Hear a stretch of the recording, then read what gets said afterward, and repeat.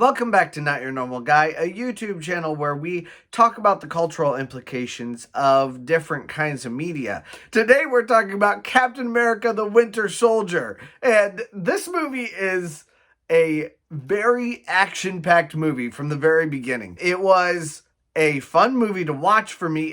It kept my interest very strongly, but it almost got repetitive with the amount of fighting that was happening in this movie. It was like there was constant fighting, which was okay. I mean, it very much appealed to my inner 12-year-old. There was explosions, there was fighting, there was really cool little gimmicks, like little name tags that exploded like a hole in your heart or something like that. The bad guy, who was kind of like, he was basically engineered to be a bad guy, had a fake arm, and it was actually Bucky Barnes. I did not see that coming. This was a really fun movie. Like, there was a lot to it. So let's get down into this, and we'll talk a little bit more about specifics.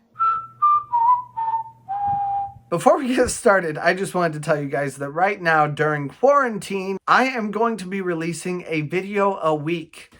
So right now is a great time for you to subscribe, for you to share my content, tell other people about it. I know that 90% of you guys are not subscribed who watch my videos. So subscribe. I want you guys to come join us, come hang out. I also have some exciting things that are happening soon. I'm not going to talk about those things right now in detail, but I'm excited for you guys to get to experience those with me. But right now, let's get back to Captain America: Winter Soldier. We start off with Captain America, I think, as Forrest Gump. He's running and he's passing all of the soldiers that are running along with him. It just set up the beginning that he is faster than everybody else. He's a better runner, he's a better worker, and he is basically superior in a lot of ways. But just after that, they also show the army come in and supplement him in a time when he needs it. So while he is kind of a superior being in a lot of ways,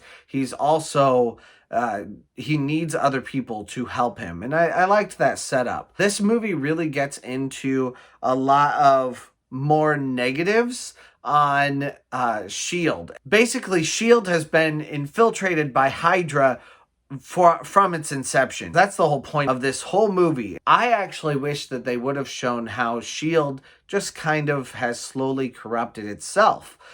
People are corruptible. People have sin and have their own problems that they deal with. And a lot of times we as humans try to do the best thing, but when we try to do what we view as the best thing, piece by piece, we make just decisions that are a little bit worse. Only God can make a perfect decision. Humans can't make that. So I would have loved to see a more critical eye on SHIELD, that SHIELD itself has corrupted itself. It didn't need to have another organization be infiltrated into it to become corrupt. They destroyed Hydra, but they also destroyed SHIELD along with Hydra because they basically had to start over again. The theme of starting over was a consistent theme with this movie. Hydra wants to restart the world, but SHIELD wants to restart basically SHIELD. They want to start it over again from the ground up. I think it has to do with the difference between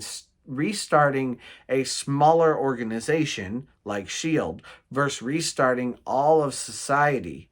Along with restarting all of society was the head bad guy. He talks about how the American people are just this close to giving up their freedoms for security. Right now, sometimes I wonder if we are on a precipice of giving up some of our freedom for our security. I'm all for some social programs.